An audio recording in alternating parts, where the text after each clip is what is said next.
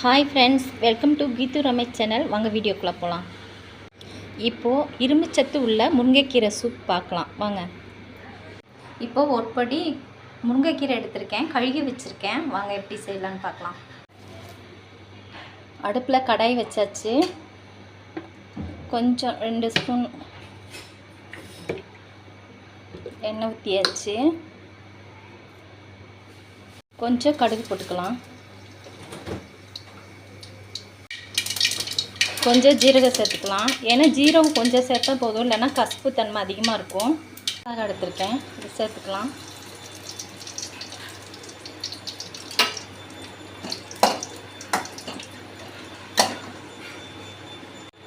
கொஞ்சம் வெள்ளைப்பூடு தட்டி எடுத்து வச்சுருக்கேன், அது கொஞ்சம் சேர்த்துக்கலாம்.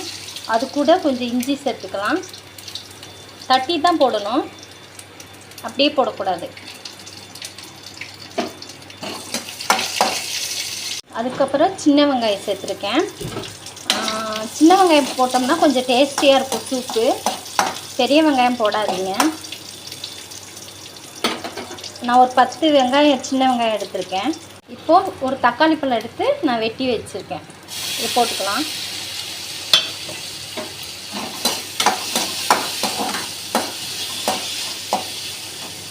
நல்லா மசிய விட்டுக்குங்க, அப்போ தான் நல்லாயிருக்கும் சூப்புக்கு. நல்லா மசிஞ்சு வரணும். இப்போ கொஞ்சம் மஞ்சள்தூள் சேர்த்துக்கலாம். இப்போ தக்காளி நல்லா மசிஞ்சிருச்சு. இப்போ நம்ம கீரை எடுத்து போட்டுக்கலாம்.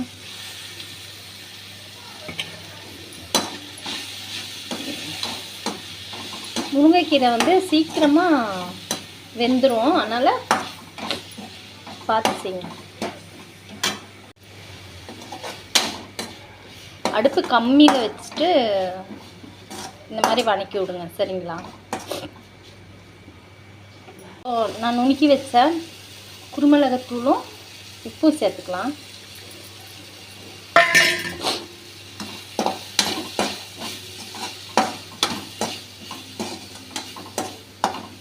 இப்போது முருங்கை சூப்புக்கு 4 டம்ளர் நான் தண்ணி சேர்த்துக்கிறேன், ஓகேவா?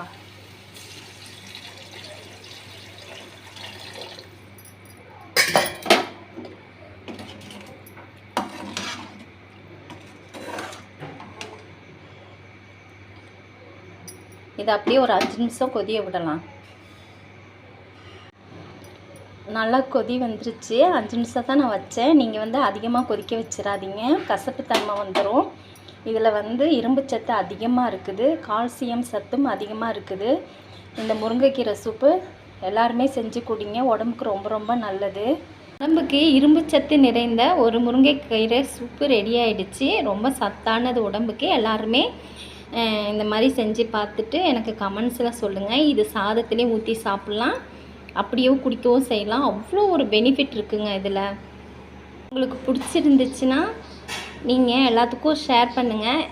சப்ஸ்கிரைப் பண்ணாதவங்க சப்ஸ்கிரைப் பண்ணுங்கள், லைக் பண்ணுங்கள், கமெண்ட்ஸில் சொல்லுங்கள். தேங்க்ஸ் ஃபார் வாட்சிங்.